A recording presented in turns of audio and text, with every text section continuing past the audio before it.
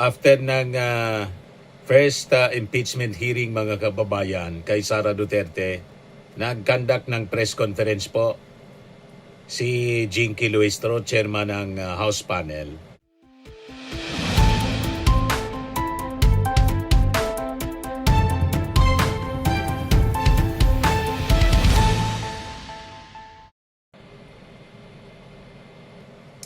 Hello po mga kababayan, si Dante Maravillas. After ng first impeachment hearing mga kababayan kay Sara Duterte, nag-conduct ng press conference po si Jinky Luistro, chairman ng House Panel, with Representative Terry Ridon. Panoorin natin mga kababayan. And let us be reminded that this hearing, clarificatory hearing, is intended for the determination of probable cause, not for the purpose of determining the guilt or innocence of the respondent, no? So for today, we acted on the motion for the issuance of subpoenas. Medyo madami yon. We are issuing subpoena to the Ombudsman with respect to the SALN, and then the COA with respect to the documents on confidential fund, and the BIR also with respect to income tax returns, and the SEC with respect to the general information sheet and audited financial statement of certain business establishments of the respondent, as mentioned kanina ni Congressman Ridon during the raising of his motion, no? We also acted in favor of the request for protective custody of witness Ramil Madriaga. We are also issuing subpoena ad testificandum to certain witnesses named by Congresswoman De Lima, no? Among those witnesses, of course, is Ramil Madriaga. So we expect to hear his testimony on our next hearing that will be on April 14. Now, about the letter of the Respondents' Council, the use of mini-trial, the term mini-trial, is only to help the public distinguish the proceeding before the Justice Committee vis-a-vis the trial which will happen in the Senate, no? Definitely, this impeachment proceeding before the Justice Committee, particularly the hearing proper, is tantamount to a preliminary investigation. And therefore, there will be clarificatory hearing as distinguished from a trial that is for the purpose of determining the existence or non-existence of probable cause. If you try to imagine, kung walang clarificatory hearing, how are we going to decide on the existence of probable cause? We should remember that in the decision of the Supreme Court, Duterte versus House of Representatives, we were repeatedly reminded to go over the evidence, to weigh the same, and to make sure even that the House members or the Justice members understand and know the evidence that supports the allegation of offenses and allegation of grounds, no? So in response to the letter of the Respondents' Council, I reiterate that what is happening before the Justice Committee is not a trial. We are very much aware that trial will happen only in the Senate. And that is very clear as well in the Constitution. what is happening before the Justice Committee is a preliminary investigation where there is clarificatory hearing to aid the justice members in the determination of the existence of probable cause. There's actually a big difference between the proceeding in the Senate and the proceeding before the Justice Committee. Remember, our parameter here is probable cause only, which simply means a justification to be able to proceed to trial. Doon sa trial, which happens in the Senate, what they determine is the guilt or the innocence of the respondent. Ultimately, the proceeding before the Justice Committee must be judged not on the basis of the label, not on the basis of the terminology, not on the basis of the nomenclature. It should be judged on the entirety of the proceeding that is happening before the Justice Committee. We maintain the position. This is not a trial. This is a clarificatory hearing akin to a preliminary investigation. For purposes of our opening statement, that would be all. Hi ma'am, good afternoon po. Well, you've already clarified about the mini trial. At a press conference po this afternoon, the camp of Vice President Sara Duterte insists that the House intends to conduct a trial. That's why isa po yun sa mga binabanggit nila kaya hindi po sila a-attend. And at the same time, they still question the constitutionality of the overall proceedings. So, having said that, do you still expect the Vice President to attend one of the hearings or sa mga susunod pa po, considering their position? Well, it's hard really to preempt what will be the mindset or the position of the Vice President on the subsequent hearings. But nevertheless, notwithstanding their non-attendance or non-participation in today's hearing, we are welcoming the participation of the Vice President and her counsel at any stage of our proceeding. As a matter of fact, ito yung matagal nang hinihintay ng taong bayan. Ang kasagutan sa mga alegasyon ng confidential fund, threat, at unexplained wealth.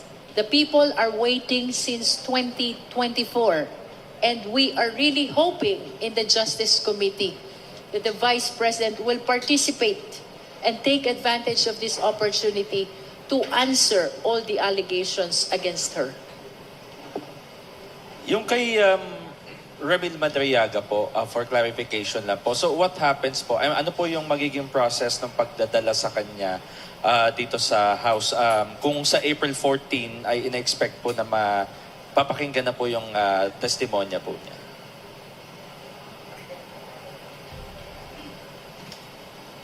Pagka naman po talagang ipapatawag na si Ramil Madriaga, we will have to coordinate with the court and with the BJMP. No? Kasi syempre, sila po yung meron talagang jurisdiction over Mr. Madriaga. No? So, pagka meron na po hearing date, yung po pag-appear ni April 14, no?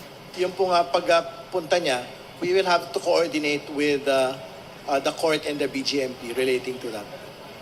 In addition to that, in line with our order to issue the subpoena ad testificandum to Ramil Madriaga, as well as subpoena to Sestecum with regards to his original affidavit, we have directed the Office of the Sergeant at Arms of the House of Representatives, as well as the Office of the Legislative Security, likewise of the House of Representatives, to coordinate with the BJMP and the court to make sure that all measures in line with his protective custody will be observed when he attends the hearing this coming April 14, 2026. Okay, last question na lang po.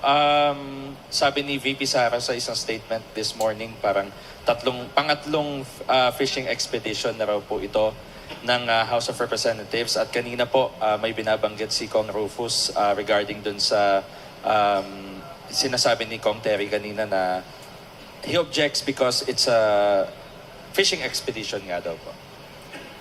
Alam niyo, entitled naman ho sila sa opinion nila eh. Di ba? Pero the facts are very clear.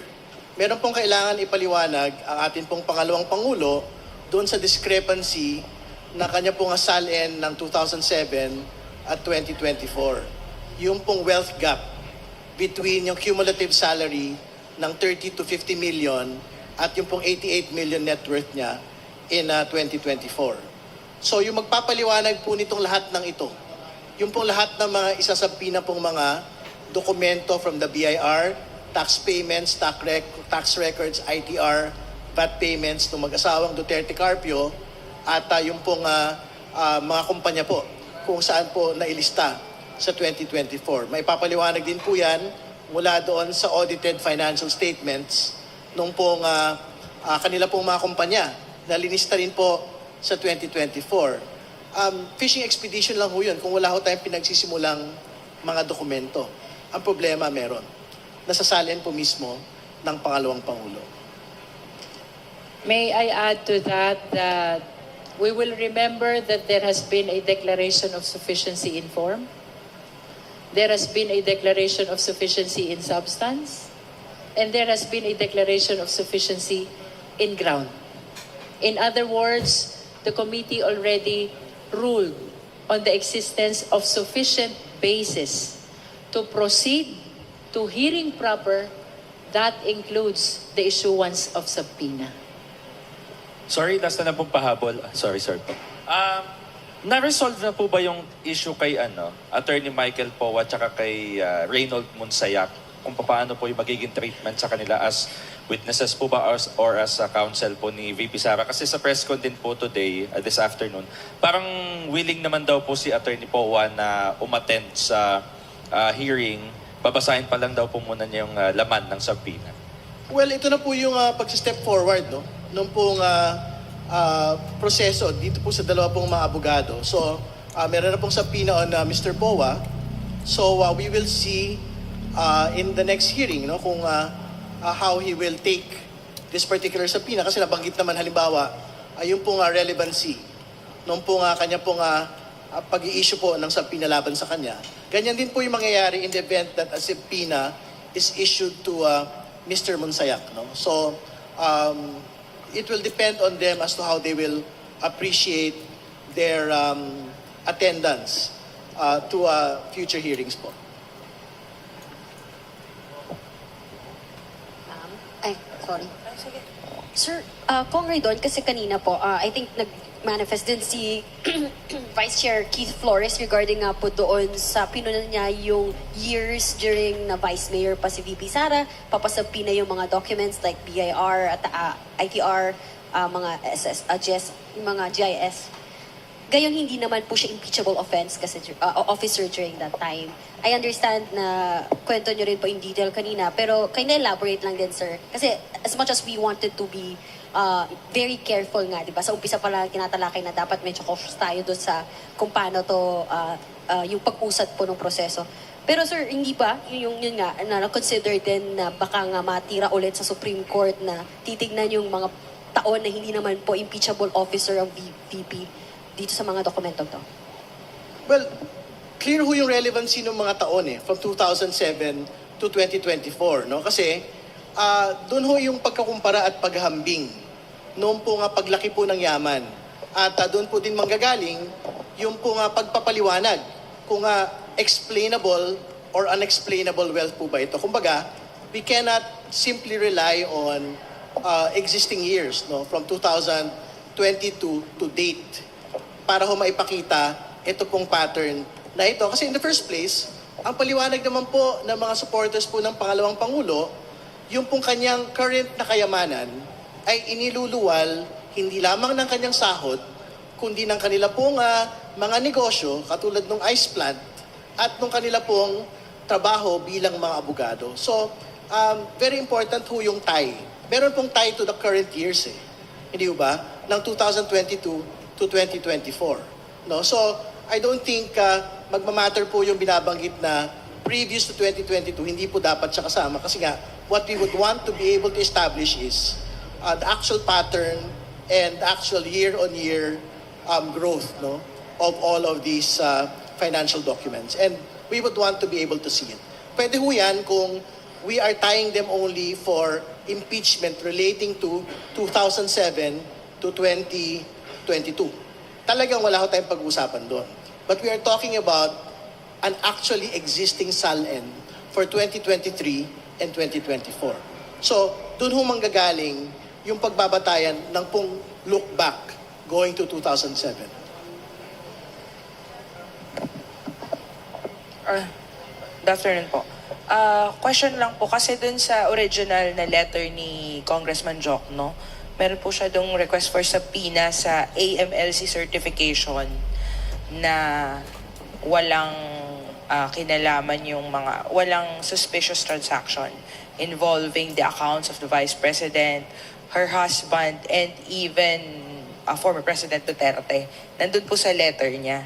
Pero kanina kasi hindi po na-erase. Yes. And it was, hindi rin po wala rin pong nag-motion to subpoena the bank records of the Vice President. So, does this mean na hindi na yun on the table, hindi na pwedeng mag-motion about that, or pwede pa rin yun i-put forward, pwede pa rin mag-move yung kahit sinong member ng Justice Committee for subpoena of the bank records of the Vice President at a later part?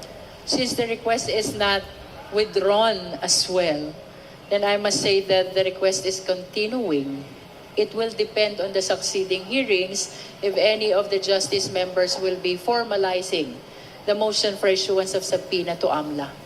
For today, nobody raised that motion. Ma'am, so even kasi po yung AMLAC nasa request ni Congressman Jokno prior. Pero kung subpoena po in terms of bank records, pwede po bang may mag-motion nun sa succeeding hearings kahit walang prior letter to the Justice Committee? Are you referring to subpoena of AMLA or subpoena of banks?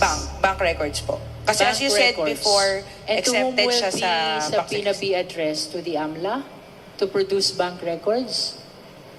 Yes, Is that your question? yes, ma'am. Opo. Parang pwede po ba yung i-put forward So, ng kahit sino? As to whether or not the committee will be acting on that concern in the succeeding hearings, it will depend really if there will be justice members who will be formalizing or moving towards the issuance of subpoena to AMLA.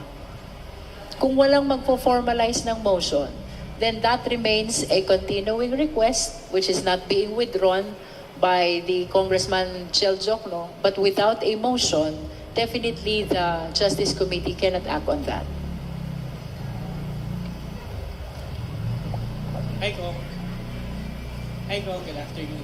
Tingin po ba ng komite, sapat na po yung pag-request ng additional protection, security for Madriaga as opposed to the House taking full custody? Because if I remember po, that was the original request na yung House na po yung sumailalim na si Madriaga sa ilalim ng kustodiya ng House. I don't know if indeed the members requested that the custody be transferred to the House of Representatives. But I remember during the last hearing, prior to this representation was corrected by Congressman Chel Jokno because indeed the motion is not for the transfer of custody to the House, but it is a motion for protective custody, which can pertain to some or more measures towards protecting the safety of witness Ramil Madriaga. Kanina, we witnessed Congressman Chel Jokno enumerate the details of his request. So what I recall, ang sabi niya dyan, i-augment ang security with NBI security personnel. Second, to ensure the safety of his transport in attending hearings before the Justice Committee. And the third is to make sure that secured yung kanyang detention place while this hearing is ongoing. So these are the three specific concerns of Congressman Chel Jokno, which he requested to be addressed. He moved to be addressed in his motion for protective custody, and which, as you witnessed, the Justice Committee acted on favorably. What do you think po, Congresswoman? Is it sufficient for now, or are we not ruling out the possibility na yung House ay si Madriaga sasailalim na lang fully in the future sa kustodiyan ng The House? committee can actually act depending on the motions which are being raised. And since no one raised the motion for transfer of custody, wala tayong tinalakay na ganyan. As to sufficiency, I think naman reasonably sufficient yung mga ni-request ni Congressman Jokno about making sure that protective custody is provided to witness Ramil Madriaga.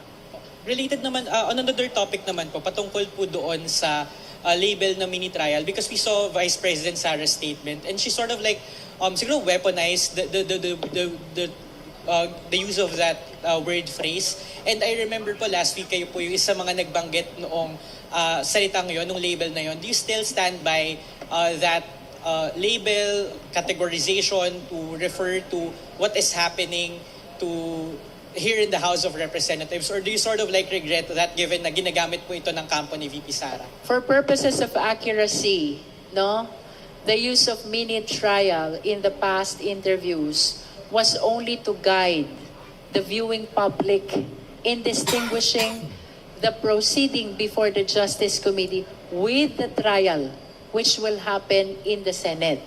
Again, to be very accurate, what is happening in the Justice Committee is akin to a preliminary investigation in which there should be a clarificatory hearing where the justice members will raise question for the purpose of guiding them in the determination of probable cause, no?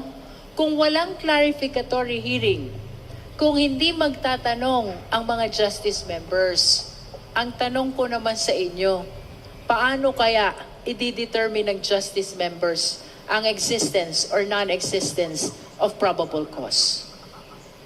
So kayo, Kong, you wouldn't shy away from using it just to guide the public pa rin of what is happening in the House?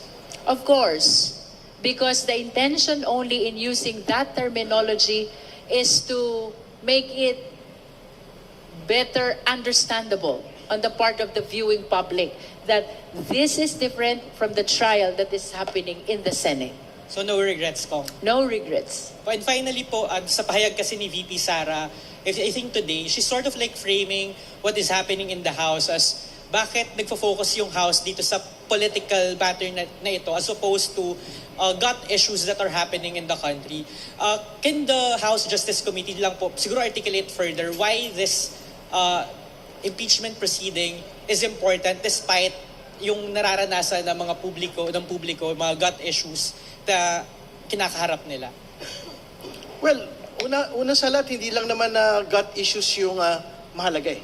Katulad ng sinabi ng ilang mga senador nung nagdaan pong impeachment, hindi lang naman yung pagkain, kalusugan at ang mahalaga sa taong bayan. Mahalaga rin po yung pananagutan, mahalaga rin po yung katarungan. Nakakain ba yun? Hindi. Pero mahalaga sa tao yun. Hindi ba? At hindi rin ho totoo. Katulad ng binanggit ho ng ating pong chair kanina, na wala hong focus doon sa krisis ang Kongreso. Yung pong passage po ng excise taxes removal, suspension, nagawa po ito ng Kongreso within the span of 2 weeks. No? At for the signing of the President na po ito. At the same time, na tumatakbo po yung accountability mechanisms ng House Justice Committee na ipagsabay po ito sa economic relief measures po ng Kongreso sa kabuuan. So, hindi po yung totoo na dito lang kami nakafocus sa politika, sa pagpapanagot. Kasi ang totoo, kahit sa mga pang-ekonomikong mga usapin, tumindig po yung Kongreso para dito. Thank you po. Good afternoon po. Sige, go. Nabanggit niyo po kanina na expected po yung testimony ni Ramil Madriaga sa April 14. Ano pa po ba inaasahan po natin dun sa next na hearing? Lahat po ba nung pinasasapi na po itatakal natin din?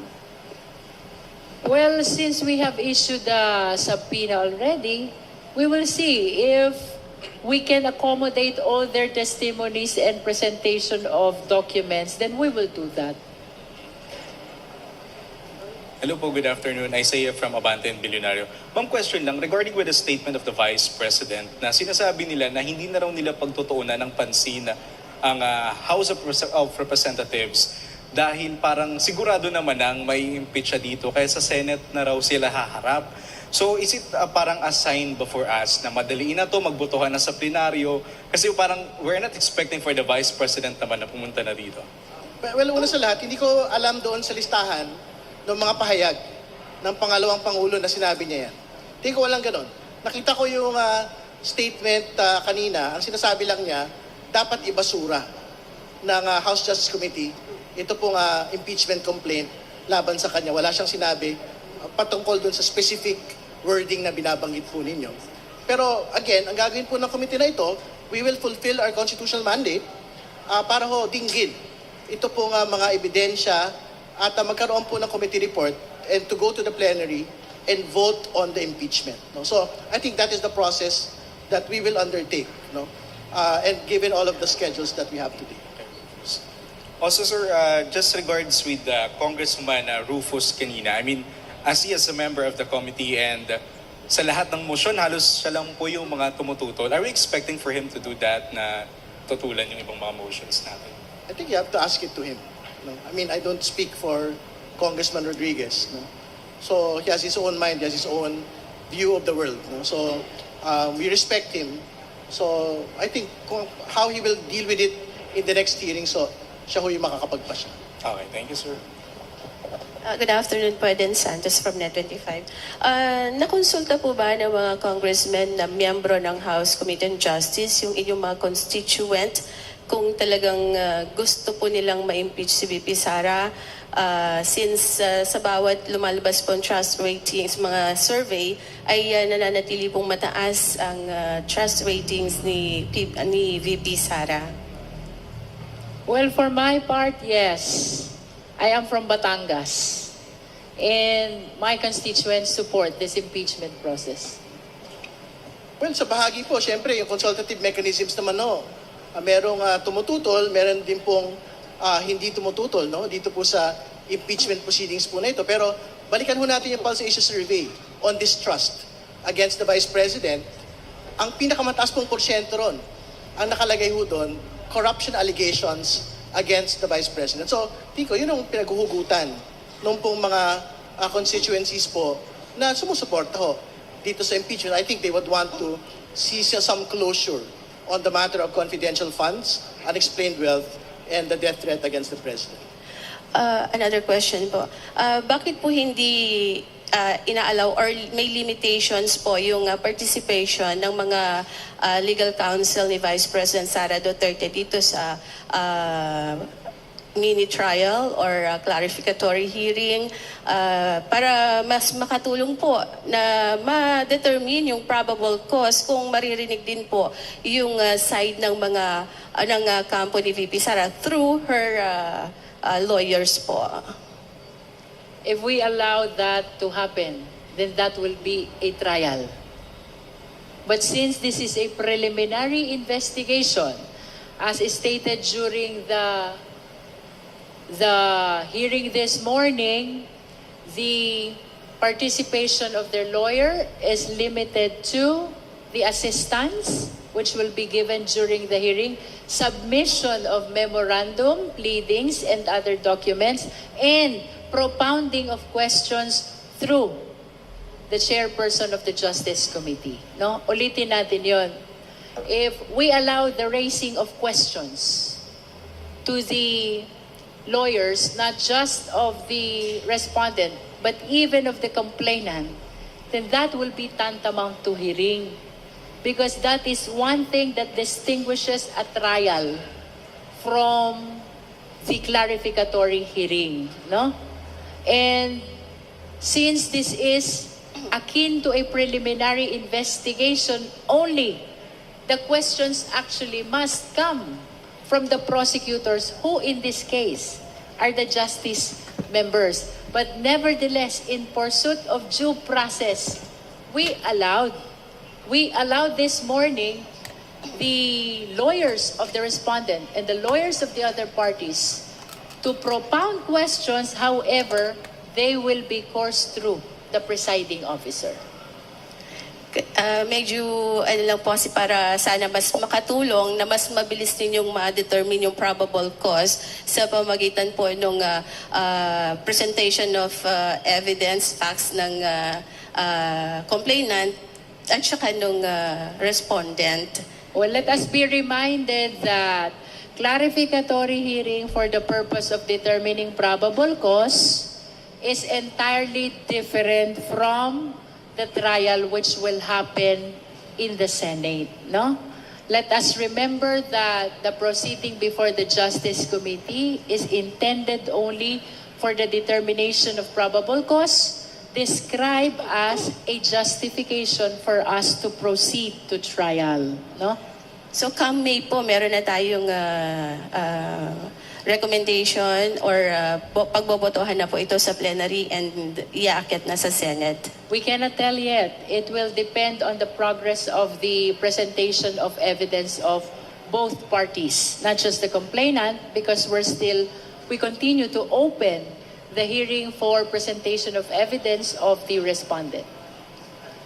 Okay, thank you.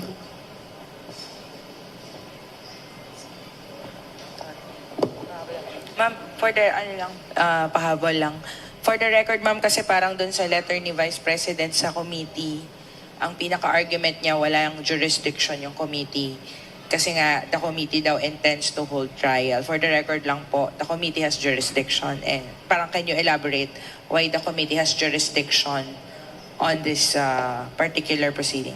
Thank you. Definitely, the Committee on Justice has jurisdiction over these impeachment complaints. This is not a trial.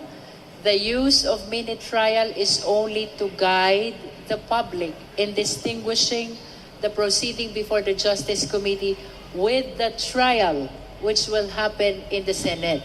And to further distinguish the same, let us remember that this clarificatory hearing is intended only to guide the justice members in the determination of probable cause.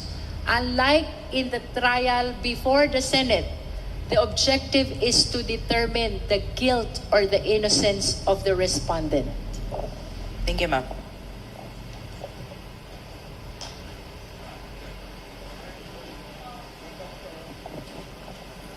Good afternoon po, Rafi Tima from GMA7. Para lang po mas malinaw palalo, since laging binabanggit na clarificatory lang itong hearing nito at yung guilt ay didetermine sa Senate, is it safe to say na mas mababa yung bar dito sa mini hearing or sa probable cause compared dun sa Senado? Para po sa mga nagko-question na naghahanap ng ebidensya dito pa lamang po sa inyong mini hearing.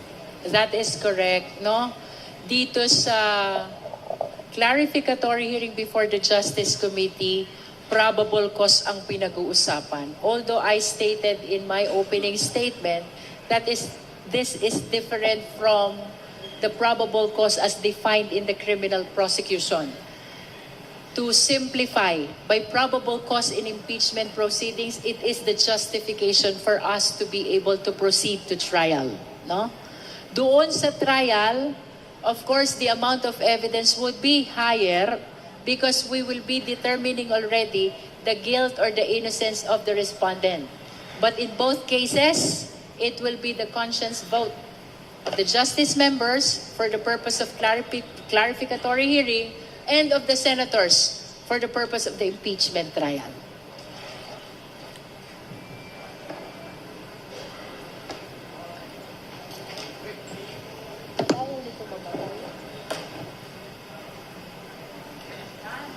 Okay, maraming salamat.